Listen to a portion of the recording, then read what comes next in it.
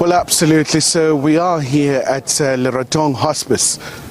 Well, absolutely. We're just here at the Leratong Hospice, right here in the west of Pretoria. It's quite a very important day as the world and South Africa, of course, marking the International Nelson Mandela Day.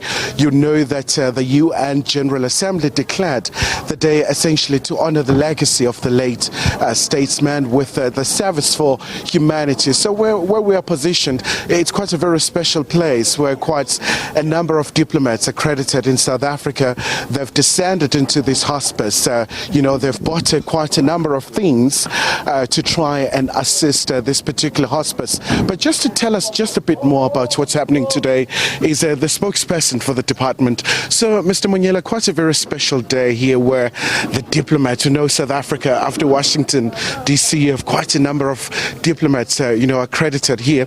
Tell us about the significance of the day as we mark the International Nelson Mandela Day. Good morning, and good morning to the viewers. I think the first thing we would like to remind the viewers is that it was at the insistence of South Africa that International Nelson Mandela Day was declared by the United Nations. We initiated that resolution through the Department of International Relations and Cooperation. So we're quite glad that our former president, the statesman Madiba, is the only human being, in fact, that has a day that is celebrated globally as a result of a resolution by the United Nations. So today we are here with the diplomatic community accredited to South Africa. As you've rightly said, we host the second biggest diplomatic community in the world after Washington, D.C. That tells you about how South Africa is viewed and respected by the world. Tells you about the relations we have with our partners from all over the world. And we've brought them here today to Atteridgeville in Pretoria to mark this day because, as you know, on International Nelson Mandela Day, what we do is we dedicate 67 minutes to community service, to helping others, to saving others like Tata did. And today, the Nelson Mandela Foundation would like us to highlight issues of food security. And that's why you see the ambassadors here have brought all these goodies that you see behind me. And we also have support from the private sector. There will be a number of announcements that will be made once the minister arrives here. And by the way, the minister has got a guest today. She's hosting the foreign minister of Cote d'Ivoire. We're quite happy that we are here to interact with our people and as part of International Nelson Mandela Day, dedicate some 67 minutes to community service. And obviously, sir, you talk about the very critical issue of food security. We do know with the Russia-Ukraine conflict, it is a big issue, especially with the continent being, and the world, to some degree, being adversely affected by this particular conflict. Do you think this is one of the ways of trying to, assuage and just decrease the impact of this looming crisis, as it were? In whatever small way, all of us can make a contribution to alleviate this huge pressure that our people are feeling right now as a result of that conflict that you're talking about. The impact is being felt even here in Atteridgeville. Cost of living has gone up in ways that it's become difficult for families to ensure that they've got 3 meals or even 1 meal. If you look at the cost of cooking oil, the cost of wheat, it's the impact of this Russia-Ukraine conflict that you're talking about. I'm sure you would have seen from the list of embassies that are participating here that even those embassies are here. So we're quite happy that we're practically demonstrating that we can be part of efforts to alleviate the pressure that our people are feeling as a result of the cost of living that's gone up by giving them something that will assist, even if it's for a few days.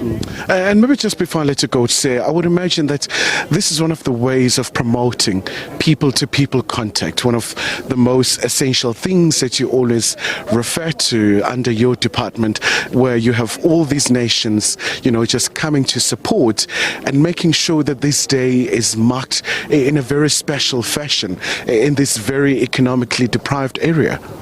But also, in addition, what we are doing by having the diplomatic community interacting with our people in Atteridgeville today is to also connect the dots between what diplomats do and how that translates into improving the life of the men and women in the street. You often get this question, but what do diplomats do? What does this diplomacy as opposed to the lavish parties? Do you know what I mean? Yeah. So we are trying to show people that the work that we do in building relations between nations, but also this people-to-people contact, it actually makes a difference to you and I living in the areas like Atteridgeville, where when you get a job, it's as a result of work that diplomats would have done in country A, because through what we do, we're able to trade with those countries, we're able to attract tourism or tourists to South Africa, and when they spend money here, somehow that creates jobs, that improves the life of somebody who lives in this community. So we brought all these diplomats here so that our people can have a feel of the world of diplomacy and how that translates into improving their day-to-day lives. And just before I let you go, Mr. Munyele, obviously quite a very sad day with the passing of your former diplomat, Ms. Duarte. Obviously an entire week dedicated to her, reminiscing about her life, her contribution in terms of South Africa's diplomatic aspiration in one of your key partners, Mozambique. Maybe just your thoughts before I let you go, sir. No, indeed, very, very sad to have lost somebody of the caliber of our former High Commissioner to Mozambique. We were at the funeral yesterday representing the department. As you know, the younger brother to our former High Commissioner to Mozambique, Mr. Zain Dango, is the current Director General of our department. Our former High Commissioner, Jesse Duarte, made a long-lasting impact in terms of the service to this country as a diplomat in the context of the work that we do. She was also the head of our Africa branch, which means a lot of what she did has resulted in positioning South Africa as a leading voice and leader on the continent. As you would have seen, we always say that Africa is the centerpiece of our foreign policy. What we want for our neighborhood of SADC, or what we want for ourselves, we want for our neighborhood of SADC and the continent. So when the continent wins, South Africa wins, and that's the work that she did as the head of Africa branch, in addition to being our representative to Mozambique. So we will sorely miss her, but we will always remember due to the work that she did. All right. So thank you so much indeed for your time. Of course, he's with the Department of International Relations and Cooperation, and of course this is where the diplomats are marking the International Nelson Mandela Day. Thank you so much, Kaya, and thanks to Lerato. Of course, we're watching movements there with the Minister of Water and Sanitation, with the President expected to join them in a bit.